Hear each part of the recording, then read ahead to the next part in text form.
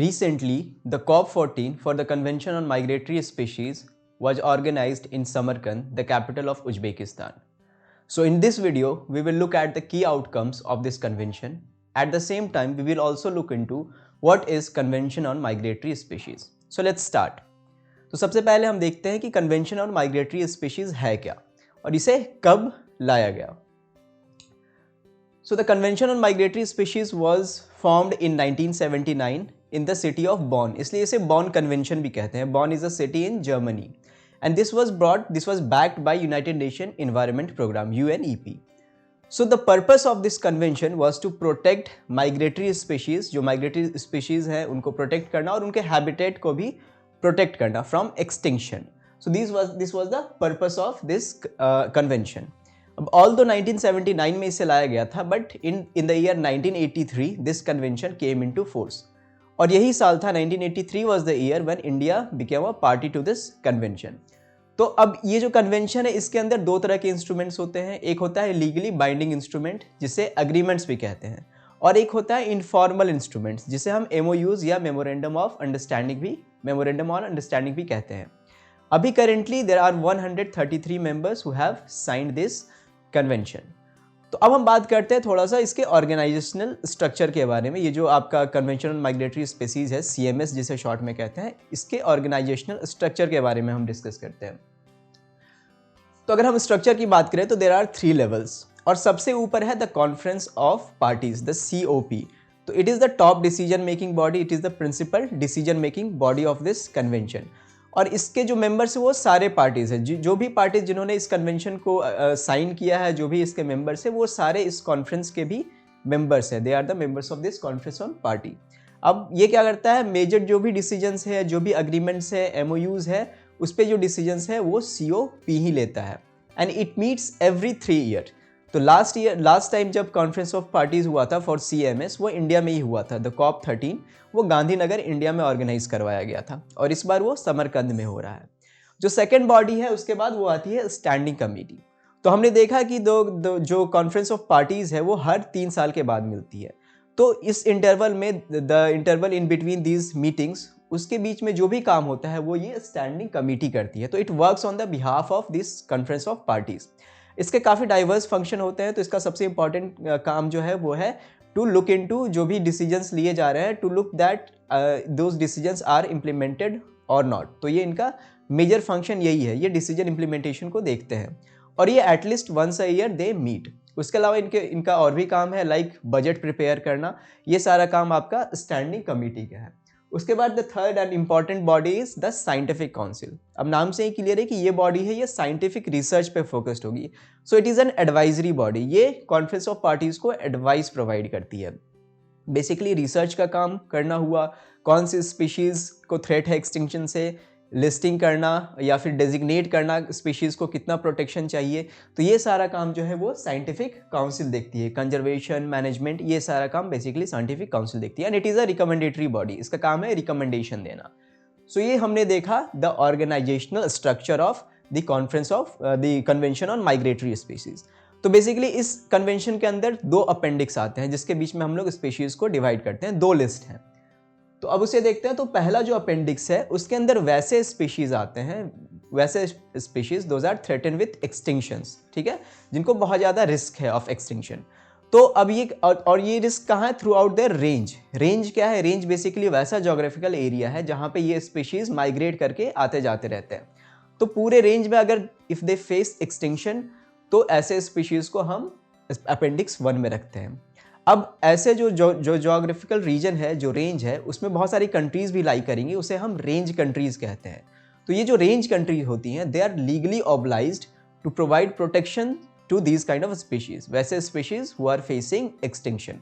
तो अपेंडिक्स 1 में हम वैसे स्पीशीज़ को रखते हैं जो एक्सटिंक्शन फेस कर रहे हैं. और फिर अपेंडिक्स 2 में हम वैसे स्पीशीज़ को रखते हैं which could benefit from international cooperation. वैसे माइग्रेटरी स्पीशीज़, यहाँ पे हम माइग्रेटरी स्पीशीज़ की ही बात कर रहे हैं ओवरऑल. तो अपेंडिक्स 2 में वैसे माइग्रेटरी स्पीशीज़ होंगे जिन्हें ज़रूरत है इंटरनेशनल कॉपरेशन की, या जो बहुत ज़्यादा बेनिफिट जिससे जिनको इंटरनेशनल कॉपरेशन से बहुत ज़्यादा बेनिफिट मिल सकता है उनके कंजर्वेशन को. तो these were the 2 appendix inside the convention on migratory species, CMS.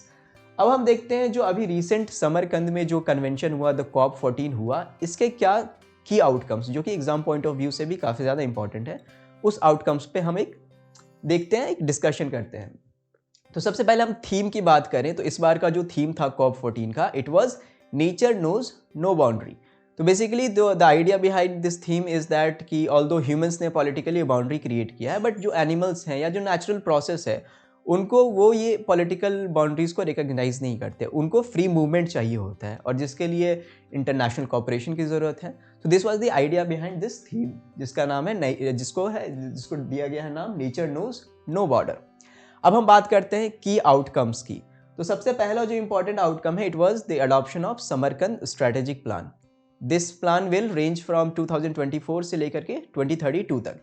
इसके अंदर basically conservation and sustainable use of migratory species और उसके हैबिटेट को, तो हम लोगों को प्रोटेक्शन बेसिक जो फोकस है it is on the protection of this migratory species. उनको प्रोटेक्ट करना है, उनके हैबिटेट को भी प्रोटेक्ट करना है। Now this was based on the Kunming Montreal protocol, the global biodiversity framework, जो कि 2022 में साइन किया गया था। It is one of the most important, most crucial agreement on biodiversity conservation.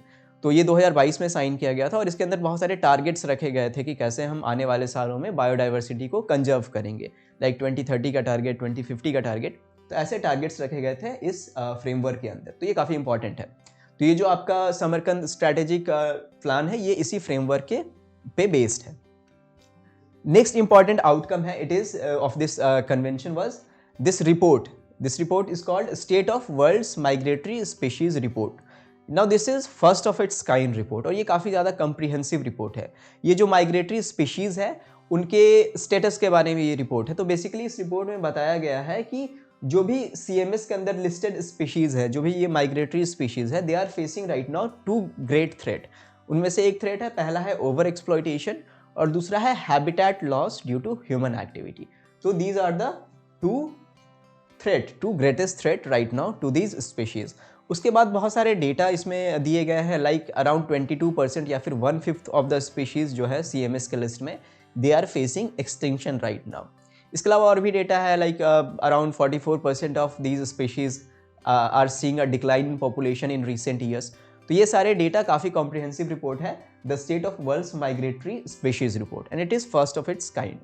उसके बाद जो नेक्स्ट इंपॉर्टेंट एग्रीमेंट है, it was agreement on initiative for the central Asian flyway. Central Asian flyway क्या है? बेसिकली ये एक जोग्राफिकल रीजन है जो कि इंपॉर्टेंट है for the migration of birds. तो पूरे वर्ल्ड को हम लोग 9 फ्लाई जोन में डिवाइड करते हैं, उनमें से एक है काफ़ी important, this is the central Asian flyway. ये आपका रशिया या आर्कटिक रीजन से लेकर के साउथ एशिया, मालदीव्स तक ये एक्सटेंड करता है और ये काफ़ी ज़्यादा इंपॉर्टेंट है। इसके अंदर 30 कंट्रीज आते हैं इस फ्लाईवे के अंदर में, ऑल्दो इंक्लूडिंग इंडिया भी आता है। ऑल्दो अभी तक 11 कंट्रीज़ ने ही इस इनिशिएटिव में पार्टिसिपेट किया है और इंडिया ने भी किया है। और इस कन्वेंशन में इंडिया जो उनके जो कंट्रीब्यूशन है, हमारी कंट्री का जो कंट्रीब्यूशन है टुवर्ड्स दिस इनिशिएटिव, उसके लिए इंडिया को एक अवार्ड भी मिला है जिसका नाम है champion plus award. So this was the initiative on central Asian flyway. Next important outcome की बात करें तो वो है action plan on great bustard, the great Indian bustard. अब ये स्पीशीज़ हमेशा न्यूज़ में रहता है, काफ़ी ज़्यादा इंपॉर्टेंट स्पीशीज़ है। IUCN स्टेटस की बात करें तो इट इज़ क्रिटिकली इंडेंजर्ड और it is one of the heaviest flying bird in the world और इंडियन सब कॉन्टिनेंट में ही पाया जाता है ये। तो इसके लिए, इसके प्रोटेक्शन के लिए, इसके हैबिटेट को प्रोटेक्ट करने के लिए काफ़ी ज़्यादा हैबिटेट लॉस हो रहा है ग्रेट इंडियन बस्टर्ड का, तो उसके लिए एक एक्शन प्लान भी प्रिपेयर किया गया है।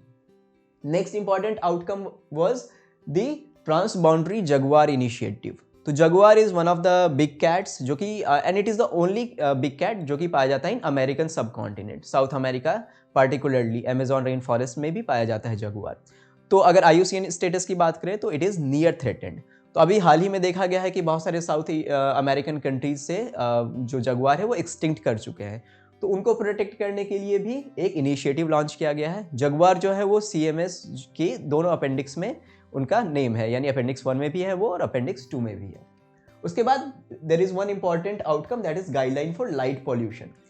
तो लाइट पॉल्यूशन के ऊपर गाइडलाइन क्यों लाया गया है? क्योंकि लाइट पॉल्यूशन से जो माइग्रेटरी स्पीशीज़ है उनको प्रॉब्लम होती है, उनको अपने पाथ ढूंढने में प्रॉब्लम होती है, ठीक है, वो डेस्टिनेशन तक नहीं पहुंच पाते due to this light pollution. तो इसके ऊपर गाइडलाइंस लाया गया है सारी कंट्रीज़ को, जिसे फॉलो करना है।